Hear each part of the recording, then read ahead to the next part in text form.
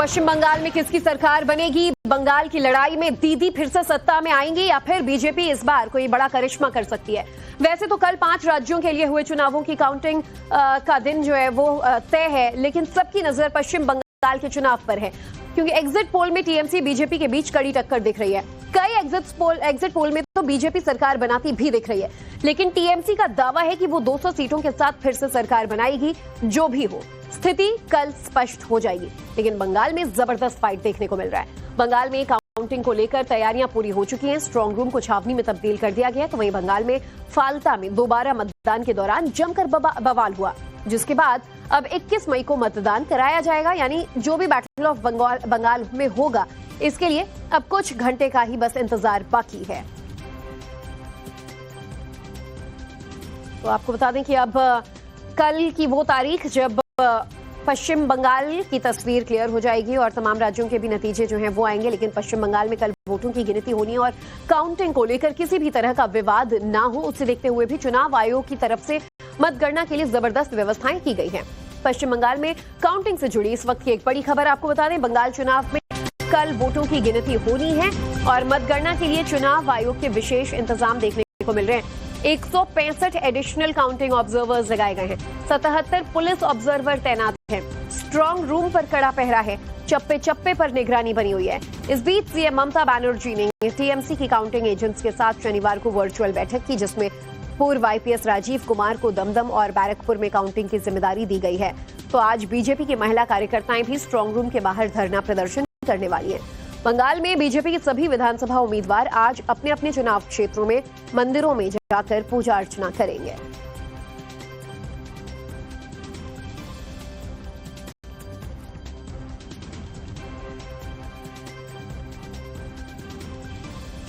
तो strong room पर हुए विवाद के बीच अब साउथ कोलकाता के डीईओ का बड़ा बयान सामने आया। डीईओ रणधीर कुमार ने कहा है कि ईसीआई की जो भी गाइडलाइंस है उसका पालन किया जा रहा है। काउंटिंग रूम में सर स्पेशल कोई सिक्योरिटी है sir? Whatever the ECI guidelines is there, that is being followed to the T. And the Shekhawat school, sir, any special arrangement for Shekhawat school, sir? Whatever is the guideline of ECI, that is being followed to the T. Thank you, sir. तो देखिए, अब जो हलचल है वो तेज होती चली जा रही है क्योंकि अब 24 घंटे से भी कम का वक्त बाकी है जब तस्वीर स्पष्ट होती नजर आएगी। और इस पर चर्चा करने के लिए हमारे साथ बीजेपी से ऋषभ तिवारी जुड़ेंगे, टीएमसी के संजय सरकार हमारे साथ मौजूद हैं और राजनीतिक विश्लेषक डॉक्टर एसके दत्ता हमारे साथ जुड़े हुए हैं। और साथ ही हमारे साथ हमारे जो सहयोगी हैं कोलकाता से रविकांत राय और अभिषेक राज भी हमारे साथ जुड़ रहे हैं। उन सबका रुख करेंगे। जितने भी मेहमान पैनल पर हैं, आप सबका बहुत बहुत स्वागत है। और सबसे पहला सवाल मेरा डॉक्टर एसके दत्ता, बतौर राजनीतिक विश्लेषक, पश्चिम बंगाल के हालात पर इस वक्त सभी की नजर टिकी हुई है, खास तौर पर एग्जिट पोल्स के बाद। अब ये स्पष्ट तौर पर नहीं कहा जा सकता कि क्या दीदी अपना रिकॉर्ड जो है वो आगे बढ़ाने वाली है या फिर बीजेपी कुछ कमाल कर दिखाएगी। क्या कह रहा है आपका आंकलन? नमस्कार जी। सबसे पहले तो सबको जय माँ दुर्गा, जय माँ काली, जय श्री राम। और मेरे तरफ से शुभकामनाएं भी रहेगा संजय सरकार को और टीएमसी को कल के काउंटिंग के लिए। और इसके साथ साथ मैं समझता हूं कि कहीं ना कहीं पे जरूर बदलाव का लहर है और परिवर्तन हो गया है। सर, ये पहला माफी चाहती हूँ, टोकना तो यहाँ इसीलिए पड़ रहा है कि शुभकामनाएं सिर्फ संजय सरकार को। बीजेपी से ऋषभ तिवारी भी है हमारे साथ। नहीं, परिवर्तन हो गया है और परिवर्तन की लहर है तो समझ ही गए होंगे ऋषभ तिवारी की भाजपा के लिए बौछार है शुभकामनाएं की। और जय श्री राम के ऊपर तो कुछ होता नहीं है, तो नेचुरल है कि दोनों पार्टी की, मैं कहूंगा कि वाम फ्रंट के लिए भी, कांग्रेस के लिए भी, आईएसएफ के लिए भी, सबके लिए शुभकामनाएं हैं। और मेरा जरूर गुजारिश रहेगा कि किसी भी तरह का रक्तपात कल ना हो। बहुत ज्यादा रक्तपात बंगाल ने देखा है, मुझे चुभती है, मेरी पीड़ा होती है जब मैं अपने प्रदेश को धाव धाव करके जलते हुए देखता हूँ। 50 साल का रक्त रंजित इतिहास बंगाल का अब खत्म होना चाहिए। आरोप प्रत्यारोप का जो दौर है वो अब पिटारे पे बंद हो जाना चाहिए। और इसके साथ साथ मैं जरूर ये कहूंगा कि अगर परिवर्तन होती है, जो मुझे लग रहा है कि परिवर्तन का खतरनाक लहर है, और भाजपा की सरकार जिसकी संभावना पूरा है कि आएगी, उसके बाद मैं जरूर ये कहूंगा कि बंगाल का निर्माण और उसके साथ साथ आर्थिक प्रगति कैसे हो, ये देखना बहुत महत्वपूर्ण है। और अगर बंगाल की प्रगति कितनी होगी तो इस पर भी डिपेंड करेगा कि सरकार किसकी आ रही है। संजय सरकार 30 सेकंड्स और मुझे ठीक है सर, आप कंप्लीट करिए। जी, और मैं इसके साथ ये भी कहूंगा कि अगर दीदी रिटेन करती है सरकार और अगर टीएमसी दोबारा अगर सरकार में आ जाती है, तो कहीं ना कहीं पे उसको भी फिर सम्मान पूर्वक एक्सेप्ट करने की आवश्यकता है उस वर्डिक्ट को। और गुजारिश ये रहेगा कि 50 साल वंचित रहा है ये प्रदेश दिल्ली से, अब बहुत हो गया है। अब मतभेद छोड़ के केंद्र के साथ मिलकर लामबंद होके कैसे सामाजिक आर्थिक प्रगति हो इस प्रदेश का, उस पर ध्यान देने की आवश्यकता है। आप विश्लेषक हैं, खुद राजनीति को जितनी बारीकी से समझते हैं, अगर आप ये कह रहे हैं कि डबल इंजन की सरकार बंगाल में आती है तो फिर बंगाल के लिए ज्यादा बेहतर होगा। बहरहाल जनता ने अपना फैसला तो कैद कर दिया है मताधिकार के जरिए, अब कल तस्वीर साफ होगी।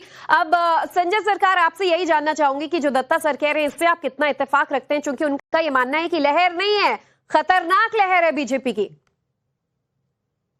दत्ता दादा को पहले प्रणाम, मेरे गार्जियन हैं, बड़े भाई हैं, और ऋषभ को भी मेरे अंतर से आप मतलब जो प्यार मोहब्बत सब कुछ है, ठीक है। चलो दत्ता दादा मैं ऑपोजिशन पॉलिटिक्स करने से भी दत्ता दादा हमको हमेशा गाइड करते हैं, बड़े भाई नहीं है।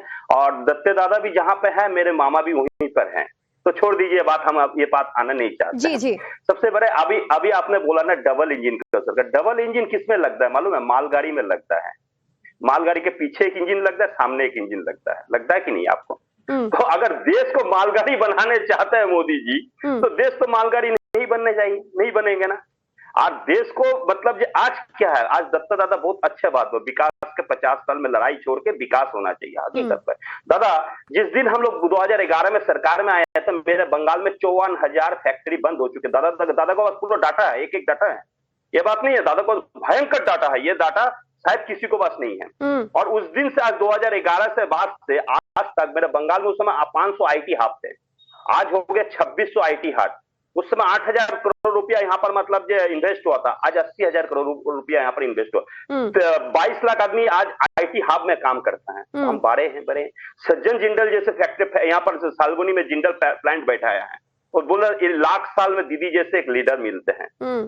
इस तरफ से अगर आप सोचेंगे तो बंगाल को जो विकास आज हुआ है, आज देश का मॉडल भी है, मेडल भी है। रह गया हाँ, सत्ता जो सेंट्रल में है उससे लड़ाई करके फायदा नहीं होता, नुकसान होता है। मैं दावा को सोच कह सकता हूँ 226 का नीचे कल हम लोग को नहीं आएंगे, फिर 255 के ऊपर भी नहीं जाएंगे। रही तो हमेशा से ही दीदी की लड़ाई है, कई योजनाएं ऐसी हैं जो वो प्रदेश में लागू भी नहीं होने देती, इसलिए बीजेपी कहती है कि डबल इंजन जरूरी हो जाता है यहाँ पर विकास के लिए। इसे मालगाड़ी बोले, राजधानी बोले, कोई भी एक्सप्रेस बोले। मैं आती हूँ सर, आपके पास थोड़ा सा समय की भी कमी होती है ना, खबरें भी ज्यादा है, मैं आऊंगी आपके पास। 10 सेकंड दीजिए, 10 सेकंड। और जो फलता वाला जो एक कंस्टिट्यूंसी है जिसमें टोटल इलेक्शन का मतलब जो आप कैंसिल कर दिया, तो आप सिंघम जैसे ऑफिसर को भेजा तो उसका चिंगम बन गया है सिंघम से। कौन रिस्पॉन्सिबल है इसके लिए? आरोप तो टीएमसी कार्यकर्ताओं पर लग रहा है कि आप हंगामा कर रहे हो, वहां तो बीजेपी का बटन किसने दबाया वहां पर टेप लगाकर?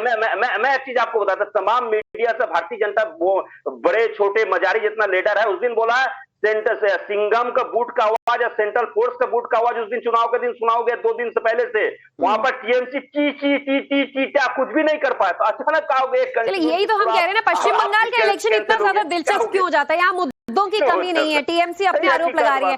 ठीक है सर, मैं आऊंगी आपके पास, लेकिन इस बीच एक बड़ी खबर ये आ रही है, टीएमसी ने बंगाल में काउंटिंग सुपरवाइजर को लेकर कलकत्ता हाईकोर्ट के आदेश के खिलाफ सुप्रीम कोर्ट का दरवाजा खटखटाया था। उसमें भी ममता बनर्जी को देश की सबसे बड़ी अदालत से झटका मिल रहा है। कलकत्ता हाईकोर्ट की तरह ही सुप्रीम कोर्ट ने चुनावी प्रक्रिया में दखल देने से इनकार कर दिया है।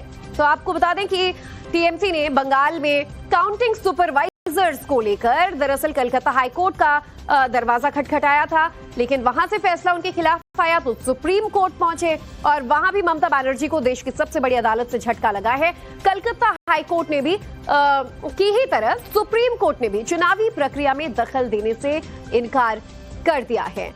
तो इस बीच काउंटिंग को लेकर अब तैयारियां काफी जोर शोर से चल रही है पश्चिम बंगाल में। क्या क्या तैयारियां, चलिए आपको फटाफट बताते हैं। बंगाल चुनाव में मतगणना को लेकर जबरदस्त तैयारी देखने को मिल रही है। इलेक्शन कमीशन ने 65 अतिरिक्त मतगणना पर्यवेक्षकों की तैनाती की है। काउंटिंग के लिए 77 पुलिस पर्यवेक्षकों की भी तैनाती की गई है। पुलिस पर्यवेक्षक मतगणना केंद्रों पर निगरानी रखेंगे। मतगणना केंद्रों और आसपास के सुरक्षा इंतजामातों को बेहद सख्त कर दिया गया है।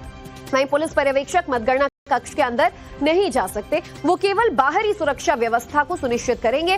मतगणना प्रक्रिया को पारदर्शी बनाने की कोशिश होगी। QR कोड आधारित फोटो पहचान पत्र जारी किए जाएंगे। मतगणना केंद्रों में केवल इसी ID के आधार पर एंट्री जो वहां पर लोग हैं उन्हें मिल पाएगी। मतगणना कक्ष में मोबाइल फोन की अनुमति नहीं होगी। कंट्रोल यूनिट से प्राप्त नतीजों को फॉर्म 17C2 में दर्ज किया जाएगा। इसे गिनती एजेंट्स के साथ साझा किया जाएगा। जरूरत पड़ने पर पूरी प्रक्रिया को दोहराया जा सकता है। तो इतने स्ट्रिक्ट रूल्स और तैयारियों के बीच आप समझ सकते हैं कि कल वोटिंग की गिनती को लेकर कितनी तैयारियां की गई हैं। वहीं बंगाल चुनाव में कल होगी वोटों की गिनती और आज स्ट्रांग रूम के बाहर बीजेपी ने प्रदर्शन का मन बना लिया है। बीजेपी की महिला कार्यकर्ता आज स्ट्रांग रूम के बाहर धरना प्रदर्शन करने वाली हैं। बीजेपी का आरोप है कि TMC ने कई जगहों पर गड़बड़ी की है, गुंडागर्दी दिखाई है और अपने कार्यकर्ताओं को तैनात किया है। ऐसे में अब कौन किस पर क्या आरोप लगा रहा है ये तो सबके सामने है, लेकिन बंगाल चुनाव में गिनती से पहले हलचल काफी ज्यादा तेज हो चुकी है। कल वोटों की गिनती होनी है और उससे पहले तैयारियां भी इलेक्शन कमीशन ने जोर शोर से पुख्ता कर ली है। पश्चिम बंगाल में गिनती के दौरान अब जो राजनीतिक हिंसा का डर सभी दलों को सताने लगा है, ऐसे में लोगों से अपील की जा रही है कि किसी भी तरह की हिंसा में शामिल ना हो। बंगाल चुनाव के नतीजे तो कल आ जाएंगे, लेकिन उम्मीदवारों की धड़कनें बढ़ रही हैं।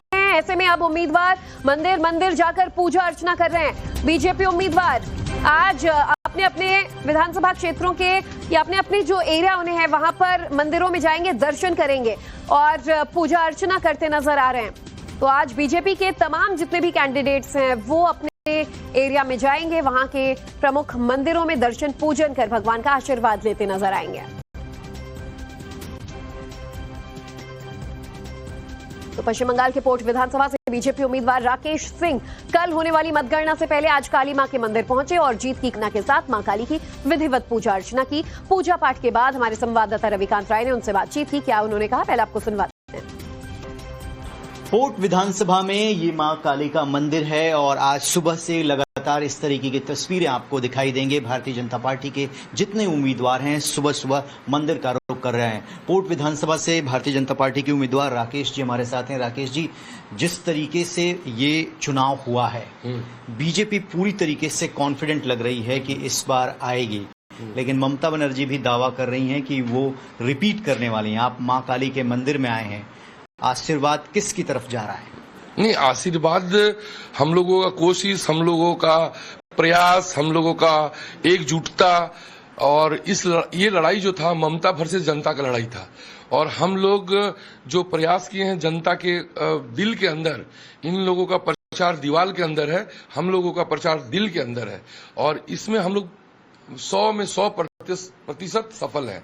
और आने वाले लड़ाई के बाद बंगाल को जो दिशा देना है वो डबल इंजन का सरकार मोदी जी की गारंटी के बदौलत हम लोग सब एक स्वप्न देख रहे हैं जगह जगह, तो वो स्वप्न नहीं देख रहे हैं।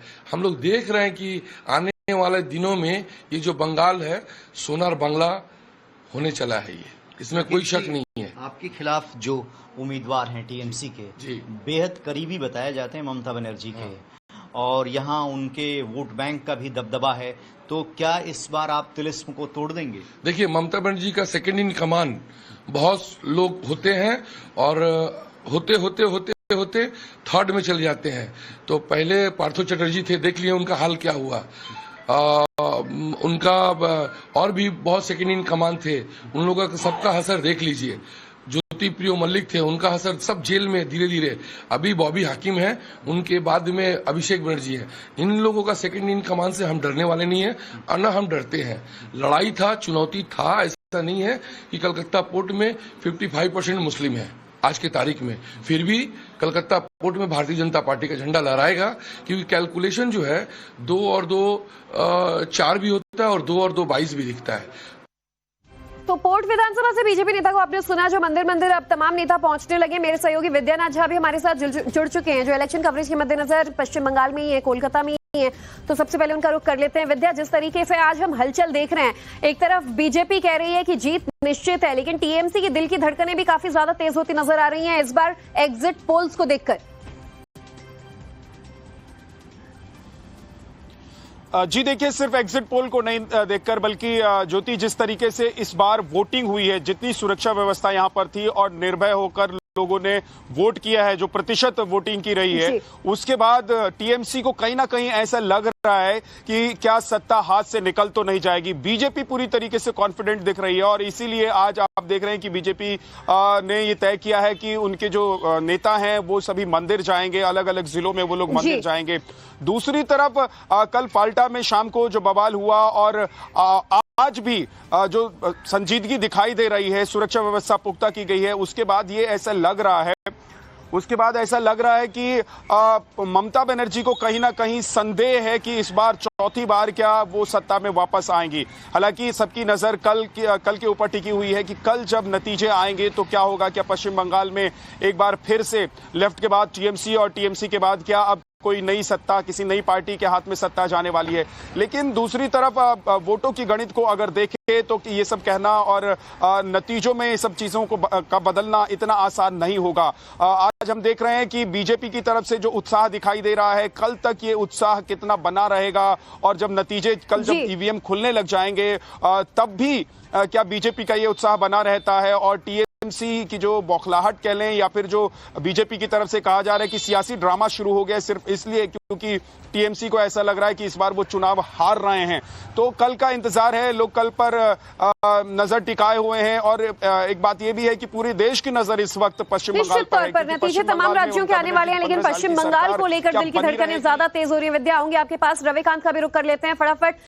रविकांत, जिस तरीके से पश्चिम बंगाल के नेताओं से आप बात कर रहे हैं, मंदिर दर्शन, वो भी तब जब महज 24 घंटे से भी कम का वक्त बाकी रह गया है नतीजे आने में।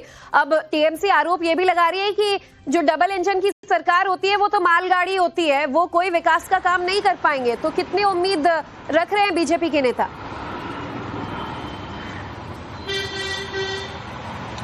देखिए ज्योति, मेरे ठीक पीछे ये भवन देखिए, ये केशव भवन है और आरएसएस का ये हेडक्वार्टर है और हर चुनाव में जो आरएसएस के कार्यकर्ता हैं वो काम करते हैं और यहाँ पर जो बड़े पदाधिकारी थे उनसे अब से कुछ ही देर पहले मैंने मुलाकात भी की है और अलग अलग नेताओं से मैं हर रोज मिल रहा हूँ और जिस तरीके की राजनीतिक समझ यहाँ की है और जो पैटर्न है और जिस तरीके से प्लानिंग की गई है और उसका एग्जीक्यूशन कराया है चुनाव आयोग ने, इस बार बीजेपी पूरी तरीके से उत्साहित है। ये उनके लिए डू और डाई की सिचुएशन थी, करो या मरो वाली स्थिति में उन्होंने चुनाव लड़ा है और उनको पूरी उम्मीद है कि जिस तरीके से एसआईआर के बाद अब तक भारतीय राजनीति के इतिहास में जितनी वोटिंग यहां पर हुई है वो ममता बनर्जी को बचाने के लिए नहीं हुई है बल्कि बदलाव के लिए हुई है। ये उनके अपने दावे हो सकते हैं, लेकिन बीजेपी पूरी तरीके से आशान्वित है। इसीलिए सभी कैंडिडेट को कहा गया है कि आप सुबह सुबह अपने कॉन्स्टिट्यूएंसी में जितने भी मंदिर हैं वहां पर जाइए, पूजा अर्चना कीजिए और इसके साथ ही ईवीएम स्ट्रांग रूम के बाहर जो महिलाएं हैं वो प्रोटेस्ट करेंगी, क्योंकि बार बार ये देखा गया है कि ईवीएम का बहाना और टीएमसी के जो नेता हैं वहां पर स्ट्रांग रूम के बाहर जाकर कह रहे हैं कि छेड़छाड़ हो सकती है, काउंटिंग में गड़बड़ी हो सकती है। तो बीजेपी भी अब उस नैरेटिव को काउंटर कर रही है, क्योंकि बस बहुत कम समय बचा है कि पश्चिम बंगाल की जनता ने किसे चुना है ये पता चल जाएगा। इसीलिए दोनों तरफ से लोग अपने अपने दावे कर रहे हैं, लेकिन फिलहाल फाइनल नतीजे का तो हमें इंतजार संवेदनशील बन गई। कई जगहों पर कल रीपोलिंग हुई, उसमें भी फिर से शिकायतें आई, जिसकी वजह से फाल्टा में तो अब तमाम बूथों पर फिर से अब 21 तारीख को मतदान होना है। अभिषेक का भी रुख कर लेती हूँ इससे पहले कि मैं अगली खबर की ओर बढ़ूं। अभिषेक, तैयारियां चुनाव आयोग की बहुत ज्यादा दुरुस्त है पश्चिम बंगाल में वोटों की गिनती को लेकर, मतदान केंद्रों से लेकर अब जो तमाम स्ट्रांग रूम है वहां तक की व्यवस्थाएं किस तरीके की नजर आ रही हैं? और देखिए, निश्चित रूप से सुरक्षा व्यवस्था तो पुख्ता है, पैरामिलिट्री फोर्स के जवान मौजूद हैं, पश्चिम बंगाल पुलिस के जवान मौजूद हैं। हालांकि कल जब वोटों की गिनती की जाएगी उस वक्त हाई अलर्ट पे सारे लोगों को रखा गया है और ये भी पता चला है तमाम नेता भी लगातार हम इस बात को लेकर अप्रिशिएट भी करेंगे, चाहे शुभेंदु अधिकारी हो या बाकी नेता हो, वो इस बात को रिक्वेस्ट कर रहे हैं कि पोस्ट पोल वायलेंस जो साल 2021 में इस तरीके से देखने को मिला था इलेक्शन के बाद, वो बंगाल के अंदर ना हो। टीएमसी जो कल इंटरनल मीटिंग हुई थी उनकी, उसमें ममता बनर्जी और अभिषेक बनर्जी ने कहा है कि वो लोग 200 से ऊपर सीटें जीत रहे हैं और जो 2021 में उनका आंकड़ा था वो बढ़ने वाला है, उस रिकॉर्ड को भी तोड़ने वाले हैं। ऐसे में अपने अपने कार्यकर्ताओं को मोटिवेट करना, उनको बूस्टअप करना, ये चाहे बीजेपी हो या टीएमसी हो, वो लगी हुई है। लेकिन कल नतीजे आ जाएंगे, कल ये स्पष्ट हो जाएगा कि पश्चिम बंगाल क्या एक बार फिर से टीएमसी का जो डबल फूल है उसको खिलाने वाली है या पश्चिम बंगाल में जो कमल है वो खिलने वाला है। लेकिन उससे पहले जो सुरक्षा व्यवस्था है, उन तमाम इलाकों के ऊपर जो नियंत्रण है वो रखी जा रही है, लगातार नजर रखी जा रही है। वेबकास्टिंग और सीसीटीवी कैमरे जो हैं वो इसमें काफी ज्यादा अहम हो जाते हैं, क्योंकि इसको लेकर लगातार कई बार सवाल भी उठाए गए थे। लेकिन इलेक्शन कमीशन ने बिल्कुल स्पष्ट कर दिया है कि कोई भी अनफेयर मींस जो है अगर करता हुआ पाया जाएगा, या पूरे चुनाव में भी हमने देखा कि जहां फ्री एंड फेयर प्रक्रिया का पालन किया जाएगा। अभिषेक, मैं आऊंगी आपके पास भी आगे की जानकारी के लिए। ऋषभ तिवारी भी बीजेपी से हैं। सर, आऊंगी आपके पास, थोड़ा लंबा इंतजार हो गया, लेकिन उससे पहले एक बड़ी खबर, पश्चिम बंगाल के वोटरों ने किसे जनादेश दिया है ये कल चुनाव नतीजों में पता चल जाएगा। लेकिन उससे पहले टीएमसी ने एक पार्टी का सीक्रेट डॉक्यूमेंट हाथ लगने का दावा किया है। टीएमसी नेता कुणाल घोष ने मीडिया से बातचीत में पार्टी का नाम तो नहीं लिया, लेकिन कैमरे पर पार्टी का दस्तावेज लगातार दिखाते रहे। ऐसे में सवाल उठ रहा है कि कुणाल घोष के पास कौन से सीक्रेट डॉक्यूमेंट्स हैं जिसे लेकर वो ये कह रहे हैं कि 70-78 से ज्यादा सीटें इस पार्टी को नहीं आएंगी। ये खुद वो लोग मान रहे हैं। टीएमसी नेता कुणाल घोष ने काउंटिंग से पहले अपने सीक्रेट डॉक्यूमेंट वाले बयान से बंगाल की राजनीतिक गलियारे का पारा और गरमा दिया है। देखिए, हमारा पास एक डॉक्यूमेंट है, ये कौन पार्टी का डॉक्यूमेंट है ये मैं नहीं बताऊंगा, कौन पार्टी का डॉक्यूमेंट है ये मैं नहीं बताऊंगा, लेकिन ये तृणमूल का साथ लड़ रहे हैं ऐसा कोई पार्टी का डॉक्यूमेंट है। तो ये पूरा 294 सीट का उनका फाइनल जो ऑब्जर्वेशन है वो है, वो किसका हैंडराइटिंग है वो देखने के बाद ही वो समझ जाएगा। मेरा नाम बताने का जरूरत भी नहीं है, लेकिन उसका ये जो उनका सीक्रेट डॉक्यूमेंट है, 6 लीडर्स थे उस मीटिंग में, यहाँ पर पूरा टाइप करके सब लिखा हुआ है। और दूसरा पास में उनका जो ऑब्जर्वेशन है वो लिखा हुआ है। ने ये यहाँ पर देखिए पारा हाई कर दिया अपने बयान में। कुणाल घोष इशारों में दूसरी पार्टी पर हमला बोलते नजर आए। टीएमसी को 200 सीटें मिलने का दावा भी कर दिया। कुणाल घोष के बयान से बंगाल का सियासी पारा चढ़ा हुआ है। तो कुल मिलाकर 78 सीट वो लोग उनके तरफ जा सकते हैं, ऐसा आइडेंटिफाई किया है 78 सीट्स। और हम लोग तो बहुत पहले से कह रहे हैं तृणमूल कांग्रेस 200 से ज्यादा, पहले चरण में सेंचुरी हो गया था, दूसरे चरण में डबल सेंचुरी हो गया था। तो डबल सेंचुरी भी हो गया था और हो जाएगा, कुणाल घोष कह रहे हैं। अब ऋषभ तिवारी का रुख कर लेती हूँ, थोड़े से माफी के साथ, थोड़ा आपका इंतजार लंबा हो गया, लेकिन खबरें पश्चिम बंगाल की इतनी सारी आती हैं बीच में।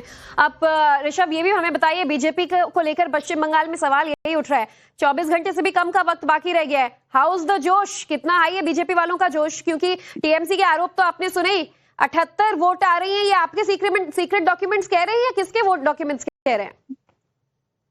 ज्योति जी, भले आपने हमें पीछे मौका दिया, लेकिन जनता हमें आगे मौका दे रही है। और बंगाल में हम आगे रहने वाले हैं। टाइम्स नाउ की डिबेट में भले हम पीछे रह जाए, लेकिन इससे हम बौखला नहीं रहे। पेशेंस हमारे अंदर बहुत है। बराबरी की बात जरूर हो रही है, लेकिन चुनाव में आगे कौन होता है ये जरूर देखा जाएगा। मैं बता रहा हूँ, हमारे अंदर इतना पेशेंस है कि इतने सालों तक हम खून, गोली, बारूद सह के भी बंगाल में टिके हैं, तो डिबेट में पीछे रहने से हम पेशेंस लूज नहीं करने वाले। मैडम, चैनल की अपनी प्रक्रिया होती है, उसका स्वागत करते हैं। दूसरी बात मैं कह रहा हूं कि जो हमारे दादा बैठे हैं ना टीएमसी के, ये भी बड़ी बड़ी बातें कह रहे थे कि मालगाड़ी हो गई है। इनको मालगाड़ी से दिक्कत क्या है? अरे मालगाड़ी होना अपने आप में गर्व की बात होती है साहब। दादा, जो लोगों तक सुविधाएं पहुंचाती है, मालगाड़ी वो होती है तो लोगों तक सामान्य पहुंचाती है। हम विकास लेके पहुंचेंगे मालगाड़ी बनकर। आप लोगों को तो बंगाल को खटारा गाड़ी बना दिया था, गड्ढे वाली गाड़ी बना दिया था, रक्त चरित की राजनीति की गाड़ी बना दी थी, जहां केवल खूनी खेल खेला जाता था। तो गर्व है अगर हम मालगाड़ी है तो, कोई संकोच नहीं है साहब हमें मालगाड़ी होने से। दूसरी बात मैं कह रहा हूं आपको, इन लोगों की राजनीति क्या है मैडम? 78 आंकड़े लेके घूम रहे हैं। ये पता है कौन सा डॉक्यूमेंट है? ये वही डॉक्यूमेंट है जो ममता बनर्जी जी घुसकर जबरन लेकर भागी थी। जो जब उनके ऊपर वहां पे रेड हो रहा था, तो ये वही डॉक्यूमेंट है अपनी पार्टी का, ये लेके घूम रहे हैं, इसीलिए नाम नहीं बता रहे हैं, नहीं तो दीदी इनके ऊपर ही एक्शन ले लेगी। असलियत ये है। और सबसे इंपॉर्टेंट विषय, बंगाल में एक नारा था कि हमें शांति चाहिए, लेकिन वहां मिला डर का सहारा था। और मैं तो बकायदा बंगाल बॉर्डर का रहने वाला हूं, झारखंड का निवासी हूं, आसनसोल के पास, तो उस जगह का रहने वाला हूं जहां पे बकायदा अभिषेक बनर्जी के पार्टनर मामा कोयला का माफिया का गैंग चलाते हैं। विद्या जी बंगाल में, आपके रिपोर्टर बंगाल में, वो तो ऑब्जर्व भी कर रहे होंगे। आज बंगाल की जनता जब भयमुक्त होकर वोट देकर जय श्री राम का नारा लगाती है, तो यह दर्शाता है कि भय मुक्त की ओर बंगाल बढ़ चला है। मैडम, और मैं पूरे विश्वास से कहता हूं, अब ज्यादा इंतजार नहीं करना है, आप जो भी दलीलें दे रहे हैं, संजय सरकार भी हाथ उठा रहे हैं, बहुत फटाफट उनका भी रिस्पांस ले लेती हूँ। संजय सरकार, मालगाड़ी है भी तो क्या हुआ, विकास की पटरी पर चल रही है कहना है बीजेपी का, आपको उससे क्या दिक्कत है? इनके एक भारतीय जनता पार्टी का नेता है, उसका नाम शांतनु मोइत्रो, उसने बोला है अगर 26 में मेरे को 30 सीट भी मिल गया तो बहुत बड़ा सीट मिल गया। इनको नेता बयान चाहिए तो मैं आपको भेज देंगे, ठीक है। हर बयान पे जाएंगे दादा, तो बयान तो बहुत है, बयान पे जाएंगे तो बयान तो बहुत है। सेक्रेटरी थे वो, तो आपके पार्टी तिवारी ने क्या बोला, विधान उपाध्याय ने क्या बोला, बाराबंकी विधानसभा में ये डबल इंजन के सरकार बोलते हैं 12 घंटा तक बिजली नहीं रहता है। बंगाल में 12 मिनट बिजली नहीं रहता, 12 घंटा तक कहाँ नहीं रहता, आपका बंगाल में नहीं रहता होगा। बंगाल में 12 मिनट में तो बिल्कुल नहीं है, जहाँ पे हेमंत सोरेन आपका प्रचार करने जा रहे हैं वहाँ बिजली नहीं रहता। बंगाल आज क्या हो गया, देश का मॉडल है कि यूनेस्को से कन्याश्री को लेकर प्राइज मिला। आज तक देश में ऐसा कोई मुख्यमंत्री नहीं जिसको प्राइज मिला यूनेस्को से कन्याश्री जैसे प्रोजेक्ट में। अरे मोदी जी को बहुत अवार्ड मिला था गुजरात में रहते हुए, भाई ने गुजरात देश का एक मॉडल था। दादा पढ़ के आइए, टीएमसी के राजनीतिक संजय जी, मैं आऊंगी आपके पास, लेकिन एक दत्ता जी का भी ओपिनियन फटाक से ले लेते हैं। दत्ता जी, आपने बीजेपी टीएमसी की ये जंग तो कोई आज की है नहीं, लेकिन जो आरोप प्रत्यारोप पूरे चुनावी प्रक्रिया के दौरान देखने को मिले, अब टीएमसी की नैया डगमगाती नजर आ रही है या बीजेपी कह रही है कि हमारे पास तो बहुत पेशेंस है? क्या अब और 5 साल का पेशेंस दिखाना होगा या इस बार डू और डाई में BJP is going to do it? राजनीतिक हल्दी घाट की लड़ाई है तो आरोप प्रत्यारोप तो लगेगा ही, और स्वाभाविक है कि लगेगा आरोप प्रत्यारोप। कुणाल घोष दादा से एक सवाल जरूर पूछूंगा आपके चैनल के माध्यम से। कुणाल घोष जी ने कहा है कि एक सीक्रेट डॉक्यूमेंट है। हाँ। आश्चर्यपूर्वक कहना पड़ता है कि टीएमसी के पास हर समय सीक्रेट डॉक्यूमेंट ही होता है, सार्वजनिक डॉक्यूमेंट क्यों नहीं होता है? दूसरी बात यहाँ पे ये है कि अगर किसी पार्टी का डॉक्यूमेंट है तो आप नाम भी बता देते पार्टी का। मैं जानता हूं कि किस लिए नाम नहीं बताया, क्योंकि तुरंत उस पार्टी से खंडन आ जाता है, इसलिए नहीं बताया नाम। तो तीसरी बात यहाँ पे ये है कि क्या ये सीक्रेट डॉक्यूमेंट उस पार्टी किस पार्टी? अब आप तो इतने एक्सपर्ट हैं, आप तो नाम ले लीजिए ना, बताइए किस पर निशाना था। उसी पे मैं आ रहा हूं कि मैं कह रहा हूं कि क्या ये सीक्रेट डॉक्यूमेंट टीएमसी की खुद की तो नहीं है, और वो आकलन शायद टीएमसी का खुद का ही है, क्योंकि जिस तरह की भौकलाट देखने को मिला है, दीदी तो इतनी जुझारू नेत्री है, हमेशा एजेंडा सेट की है। इस बार तो खुद ही रैलीज पे कह रही है कि अगर टीएमसी रहा तो फिर मुलाकात होगी, टीएमसी जो आके आबार देखा होगे, इस तरह की बातें। क्योंकि दीदी जानी जाती थी कि एजेंडा सेट करने में विपक्ष उस एजेंडा को फॉलो करती थी। इस बार तो उल्टा हुआ, भाजपा ने एजेंडा सेट किया, दीदी कलकत्ता हाई कोर्ट और सुप्रीम कोर्ट के बीच में लड़ाई में फंस गई और एजेंडा पे रिएक्ट की है। काजी नजरुल इस्लाम का एक बहुत मशहूर नजरुल गीति है जो नजरुल जी ने लिखा था, नयन भरा जल गो तुम्हार आंचल भरा फूल। मैं यहाँ पे कहता हूँ, नयन भरा जल गो बांग्लार आंचल भरा पद्म फूल, यानी कि आंसू जो बंगाल की है 15 साल की, उसके चलते झोली भर भर के कमल का फूल जनता ने दिया है, और ये भी भौकलाट का कारण है जिसके चलते। और देखिए संजय सरकार, आऊंगे आपके पास, लेकिन उससे पहले जरा एक और बड़ी खबर पर नजर डाल लेते हैं। पश्चिम बंगाल के फाल्ता में दूसरे चरण के मतदान के बाद से स्थिति कैसे तनावपूर्ण बन गई, आपको बताएंगे। दरअसल आरोप है कि टीएमसी उम्मीदवार जहांगीर खान के समर्थकों ने मतदान के बाद घर घर जाकर मतदाताओं को डराया धमकाया। ग्रामीणों का कहना है कि उन्हें चुनाव में जीत न मिलने पर जान से मारने की और घरों को फूंकने की धमकियां दी गई हैं। इस घटना के विरोध में स्थानीय लोगों का आक्रोश फूट पड़ा और बड़ी संख्या में महिलाएं सड़कों पर उतर आई। टीएमसी के खिलाफ हुए इस जबरदस्त प्रदर्शन की 4 तस्वीरों में आप जनता का गुस्सा साफ देख सकते हैं। विरोध के दौरान सुरक्षा बलों और प्रदर्शनकारियों के बीच तीखी नोकझोंक भी हुई। लोगों की स्पष्ट मांग है कि धमकाने वाले गुंडों को तुरंत गिरफ्तार किया जाए। फिलहाल इलाके में भारी पुलिस बल को तैनात कर दिया गया है, लेकिन माहौल अभी भी तनावपूर्ण बना हुआ है और तनाव के हालातों की ये तस्वीर आपके सामने टीवी स्क्रीन पर। हम लोग टीएमसी को वोट दिया था, हम लोग फिर भी हम पर हमला किया है। हमको काट डालेगा, मार डालेगा, हमको घर से निकाल दिया गया था।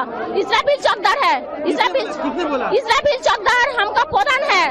धमकी किसने दिया? हमको ने, हमारे ग्रामवासी को। किसने दिया?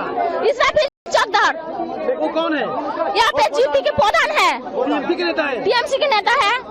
अभी आप लोग क्या कर रहे हैं? हमको इसराफिल को गिरफ्तार चाहिए, हमको सुरक्षा चाहिए, महिला को सुरक्षा चाहिए। महिला को कोई हमको घर से बुलाए कि मीटिंग के लिए जाना नहीं चाहिए, ये मांग रहे हैं हम लोग। পুলিশ সকাল থেকে আমরা আছি ইসরাফিলকে ধরার জন্য।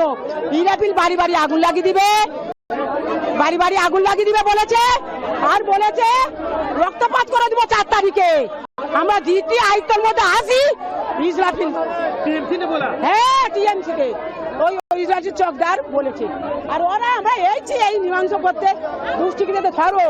तो महिलाओं के आक्रोश से साफ समझ सकते हैं टीएमसी पर कैसे गंभीर आरोप ये लोग लगाती नजर आई और कह रही हैं कि हमें सुरक्षा चाहिए, हमारा ये अधिकार है कि हम जब चाहें जिसे चाहें हम वोट करें। वहीं फाल्टा की घटना पर अब जबरदस्त सियासत हो रही है। बीजेपी ने टीएमसी पर गंभीर आरोप लगाए हैं। टीएमसी ने लोगों से मतदान का अधिकार छीना। बीजेपी का कहना है वोटिंग करने वालों को धमकाया जा रहा है। टीएमसी ने बीजेपी के आरोपों को नकारा है। बीजेपी चुनाव हार रही है इसीलिए नाटक कर रही है, ये टीएमसी का कहना है। तो देखिए पश्चिम बंगाल में एक बार फिर से राजनीतिक हिंसाओं को लेकर आ रही गड़बड़ियों की शिकायतों को लेकर हालात काफी ज्यादा तनावपूर्ण हो गए हैं और बीजेपी टीएमसी एक बार फिर हमलावर है। पहले से ही नजर में उसका पूरा हिसाब देखिए, कई साल से लोग वहाँ वोटिंग नहीं कर पाते, चाहे पंचायत, असेंबली, पार्लियामेंट कुछ भी वोट हो। इसलिए पहले से ही वहाँ कड़ाई किया है चुनाव कमीशन। वहाँ का ऑब्जर्वर को जाके बोलना पड़ा था, गुंडों को चमकाना पड़ा था, फिर भी लोगों को घर घर जाके धमकाया। कल लोग रास्ता में आके प्रतिवाद किया कि हमें वोट से रोका जा रहा है। तो एक एक बूथ में से क्या गड़बड़ी हुई, क्या हुआ, पूरा डिटेल्स चुनाव कमीशन ने सामने लाया है और इसलिए पूरा असेंबली में रिपोलिंग हो रहा है। ये होना चाहिए और लोगों का लोकतांत्रिक अधिकार की ये सवाल है, उसको सम्मान किया है कमीशन ने। वो उनका कोई कुछ हुमकी नहीं दिया, वो भाजपा नाटक कर रहा है, वो उसका प्रॉब्लम है, हमारा कोई प्रॉब्लम नहीं है। हम लोग कुछ नहीं किया, पब्लिक वोट दिया और भाजपा जानता है वो हारने वाला है, इसीलिए नाटक कर रहा है। बलों की तैनाती की गई है और तमाम इंतजाम किए गए, उसके बावजूद पश्चिम बंगाल में ऐसी खबरें सामने आ जाती हैं। अभिषेक का रुख कर लेती हूँ फटाक से। अभिषेक, पश्चिम बंगाल में तो ऐसे लगता है ना कि जिसकी सत्ता उसकी सड़क। टीएमसी पर जो आरोप लग रहे हैं, महिलाएं भी खुलकर अब सामने आ गई हैं और अपना आक्रोश जाहिर कर रही है कि हमें डराया धमकाया जा रहा है। देखिए बिल्कुल कल हम फाल्टा में ही थे। फाल्टा में हमने देखा कल शाम में, विशेष रूप से अगर मैं बात करूं तो जो महिलाएं हैं वो सड़क पे आ गई और इस तरीके से प्रदर्शन करने लगी। जब हमने बात की तो कहने लगी कि हमें धमकाया जा रहा है, पति को मारा जा रहा है, कहा जा रहा है बेटे को मारेंगे, घर तोड़ देंगे, 4 तारीख का इंतजार करो। ये ऐसे शब्दावली हैं, ये कीवर्ड है जिसका इस्तेमाल वो महिलाएं कर रही थी। आरोप लग रहा था वहां के स्थानीय जो प्रधान हैं और जो वहां से टीएमसी के कैंडिडेट है जहांगीर खान, उनके ऊपर लगातार लोग ये कह रहे थे कि अगर ये पुष्पा कहते हैं कि झुकेगा नहीं तो सिंघम को बुलाओ, हमें सिंघम के प्रोटेक्शन की जरूरत है। आप सोचिए जो एक पूरा नैरेटिव चला था उसको लेकर जो महिलाएं, जो लोग हैं वो अब निकल के प्रदर्शन कर रहे हैं और कह रहे हैं कि हमें हमारा प्रदर्शन कर रही है टीएमसी के खिलाफ। विद्या का भी रुख कर लेती हूँ। विद्या, जिस तरीके के हालात अब महज गिनती से एक दिन पहले देखने को मिल रहे हैं पश्चिम बंगाल की सड़कों पर, लोकतंत्र का उत्सव होता है चुनाव, लेकिन पश्चिम बंगाल में तो ऐसा लगता है हिंसा का पर्याय बनता जा रहा है इलेक्शन। और क्या राजनीतिक दलों के रणनीति का हिस्सा होता जा रहा है इस तरीके की जो वायलेंस है तमाम?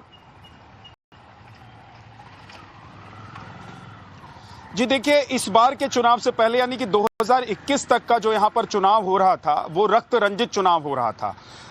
इस बार के चुनाव में घटनाएं हुई हैं, बवाल हुआ है, लेकिन रक्त रंजित चुनाव इस बार नहीं हुआ है। उसकी एक बड़ी वजह रही कि यहाँ पर जो सुरक्षा व्यवस्था पुख्ता की गई थी इलेक्शन कमीशन की तरफ से, केंद्रीय फोर्सेस जो यहाँ पर भेजी गई थी, उसी यही वजह है कि जो हम फाल्टा की तस्वीर देख रहे हैं। देखिए फाल्टा में क्या हो रहा है। फाल्टा में दरअसल टीएमसी को ऐसा लग रहा है कि टीएमसी वहां से हार रही है। जहांगीर खान जिसका जिक्र हो रहा है, जो नाम आ रहा है सामने, जहांगीर खान के बारे में अगर आप कोलकाता से लेकर फाल्टा और पश्चिम बंगाल में पूछेंगे तो लोग जहांगीर खान को बहुत अच्छे से जानते हैं, और इसीलिए विपक्षी पार्टियां जो है वो आरोप लगा रही हैं कि जहांगीर खान उपद्रव करने की कोशिश कर रहे हैं और जहांगीर खान लोगों को उकसाने की कोशिश कर रहे हैं। क्या टीएमसी को ऐसा लग रहा था कि फाल्टा में टीएमसी हार रही है और इसी वजह से लोगों को धमकी दी गई, तो घरों में घुसकर लोगों को चिताया गया कि अगर 4 तारीख को तस्वीरें हैं जो सामने आ रही हैं, ऐसे तमाम सवालों का जवाब मिलने में अब 24 घंटे से भी कम का वक्त बाकी है। हमारे सभी पैनलिस्ट और सभी सहयोगियों का बहुत बहुत शुक्रिया हमारे साथ जुड़ने